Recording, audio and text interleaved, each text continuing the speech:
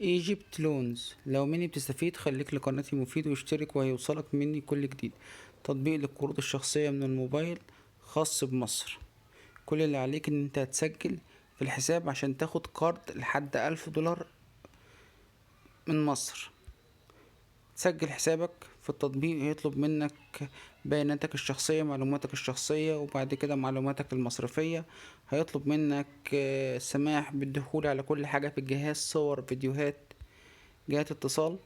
وبعد كده تطلب لحد $1000 وانت قاعد في مصر في مكانك.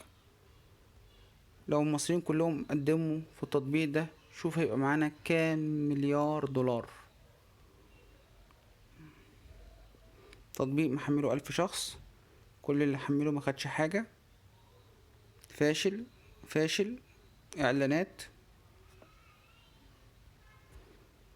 لو ما كنتش عارف التطبيق يا ريت ما تعرفوش، لانه بيسرق بياناتك بس، ومحدش هيديك حاجة يا جماعة.